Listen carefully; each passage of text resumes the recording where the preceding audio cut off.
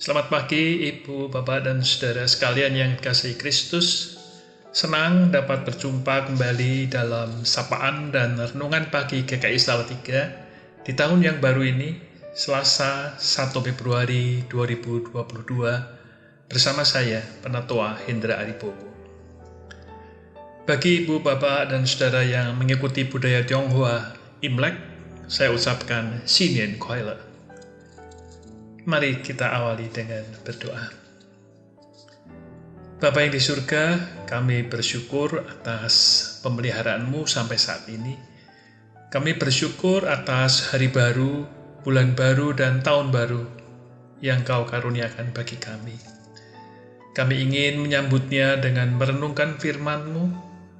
Tolonglah kami Tuhan, berikan hikmat-Mu agar kami dapat memahami dan melakukan firman-Mu dalam segala aktivitas kami sehari-hari. Dalam nama Tuhan Yesus Kristus kami berdoa.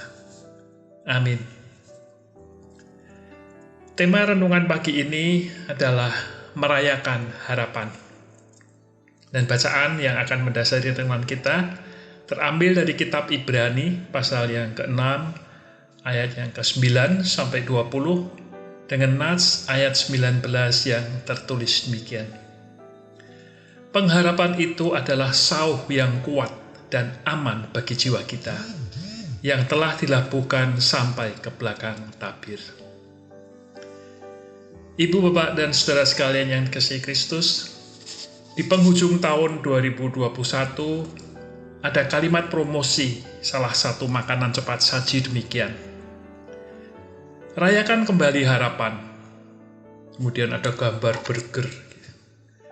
Dan di awal tahun 2022, kalimat promosi itu berubah menjadi sambutlah harapan baru. Ada juga rayakan harapan baru. Bahkan sampai kemarin masih berlaku promosi ini. Diharapkan sambil makan burger yang dipromosikan tentunya. Harapan adalah sebuah kata yang dapat langsung membangkitkan perasaan yang mendalam bagi siapapun yang mendengar ataupun membicarakannya. Mengapa setiap orang perlu memiliki harapan? Karena harapan adalah landasan untuk melakukan perubahan demi sesuatu perbaikan. Paling tidak ada 3 hal yang membuat kita harus terus memupuk harapan. Yang pertama, harapan membantu kita untuk mengambil langkah-langkah positif yang dapat membawa kita ke hasil yang positif. Dengan berharap kita akan mampu menghadapi tantangan dengan cara-cara, dengan rencana, atau dengan strategi untuk mencapai kesuksesan dan meningkatkan peluang kita untuk mencapai tujuan-tujuan kita. Yang kedua, harapan akan mengubah perspektif kita atas kegagalan dan membantu kita untuk melihatnya sebagai momen untuk bertumbuh dan mengembangkan diri, untuk melihat kesempatan di setiap tantangan. Dan yang ketiga, harapan akan membuat seseorang merasa bahagia. Harapan menolong kita dalam momen-momen stres dan cemas. Melihat sisi baik dari segala sesuatu akan membantu kita merasa senang, tidak putus asa, dan memiliki keadaan mental yang baik. Saat seperti sekarang, kita masih bersemangat pada rencana-rencana yang baru. Di sisi lain, kita menyadari bahwa seringkali semangat hanya dirasakan pada minggu-minggu pertama atau bulan pertama saja. Resolusi menjadi sekedar rencana atau janji pada diri sendiri di atas kertas yang ternyata tidak dituntaskan. Bahkan ada gurauan bahwa resolusi kita untuk tahun 2022 adalah melaksanakan yang telah ditetapkan pada awal 2021. Yang sebenarnya itu merupakan pekerjaan rumah sejak tahun 2020 dan telah banyak dipikirkan sejak 2019. Saat ini pandemi telah hampir 2 tahun dan belum selesai. Keadaan masih sulit, bahkan kompleks. Situasi bisa berubah dalam waktu yang sangat cepat. Apa yang kita rasakan saat ini? Pasti kita masing-masing merasakan hal yang berbeda. Ada yang sedang gembira, tetapi ada yang sedang bergumul dengan persoalan. Ada yang tersenyum bahagia, namun mungkin ada yang menangis dalam kesedihan. Bahkan harapan kita pun beragam. Tetapi setiap kita pasti memiliki harapan. Sebab tanpa harapan kita tidak dapat menjalani kehidupan. Harapan membuat kita dapat bertahan mengarungi kehidupan dengan segala dinamikanya. Pada perikop Ibrani 6 ayat 9-20, penulis kitab Ibrani mengajak kita untuk merasakan kekuatan atas harapan yang telah dialami orang-orang lain karena kebaikan-kebaikan Tuhan. Pengalaman kita semua dalam masa pandemi COVID-19 ini pasti sebagian besar sama, yaitu mengatasi kesulitan, dan kesulitan masih ada di depan kita, bahkan semakin kompleks. Kita seperti dikisahkan dalam perikop Ibrani 6, 9-20. Kita seperti orang Ibrani pada saat itu. Kita seperti Abraham, yang memiliki pergumulan dalam menanti pengharapan masing-masing.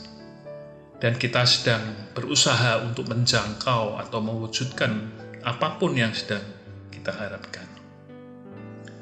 Kita diyakinkan bahwa janji Allah selalu digenapi.